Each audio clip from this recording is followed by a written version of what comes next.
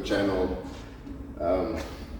Subscribe, like, comment, you know the drill. In today's video we're working on the SLK. So we filled up the tank and the fuel gauge didn't work. And I had to strip the whole dash again. Broke some pieces on the dash. These cars, the dashboard is very, very brittle. The plastics they used are no good for aging. So we had to fix some panels as well. But yeah, what you show. You got the fuel gauge to work. But I had to do a lot of stripping, and I just basically lubed it. Yeah, me and breaking things. So I got the fuel gauge to work on the cluster, but broke. That came off, and I don't know how to solder it back in place, and also the other side came off. So none of the lights on the side works. We basically only have the gauge and these lights are off. So I went out and bought a second-hand cluster like this and installed it, but now my mileage has gone up from 185,000 Ks. She went up to 300,000 Ks. Just because of the new instrument cluster. So I now need to strip everything out again and swap this speedo, or I don't know how, with the old one so that the mileage can be correct. Or if anybody knows how, a cheat code or something, how to fix that, it would be great. So next up, we started fiddling with the roof and rondfok met karre. Hier kom ons. We replaced this hydraulic shock thing. It's still very wet, I must still clean nicely. But there you can see it's the two different ones. But now, this side is also leaking. And I'm wondering if I replace that side, which one is going to leak next? Yeah, so on the roof on the SLK, we got the car and this back shock there, this one was leaking a little bit. So we replaced it. Then that side burst out, and so we replaced it. And guess what? Now this one is leaking. There it is in the back. So we're gonna quickly change her out and yeah, hopefully this one doesn't need to get changed as well. And I'm hoping that the one inside here is still fine. So new one is in, and vrachtig, old one starting to leak. So good thing I bought both, eh?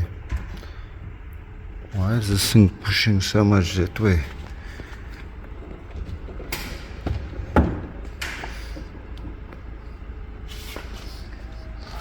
Looks skew.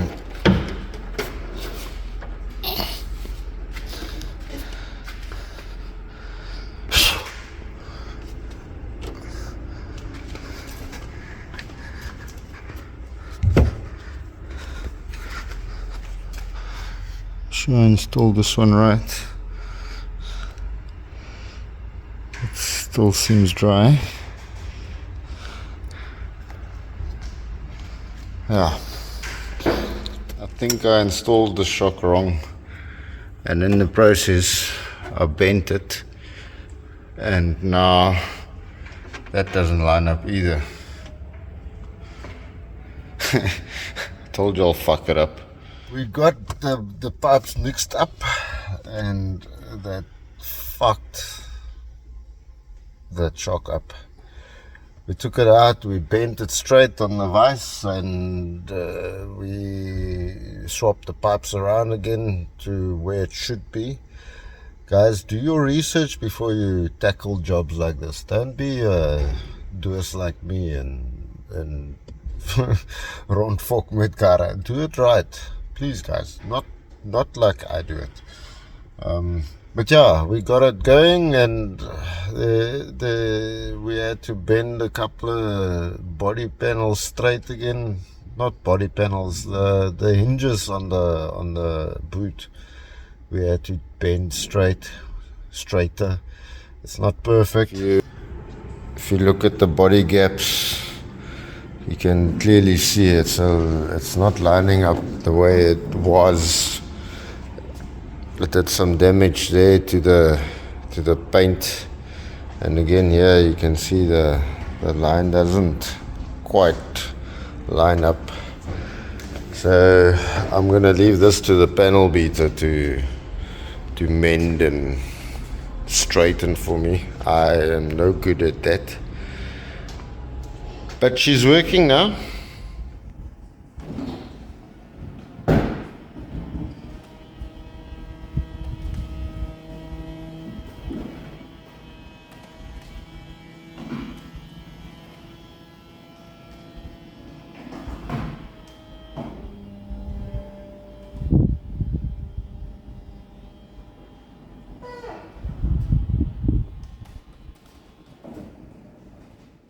So guys, Mini Cooper, we found this boost pipe broken here at the end. It goes over the turbo over there and goes to the airbox there. So we ordered a new pipe, but they claim it's going to take a week to get here. So we're going to fix a temporary by installing that bit there and then just fucking taping it up and see what happens. There you can see my tape fix.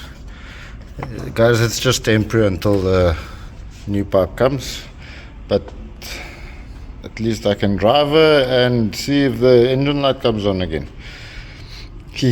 Good test for duct tape.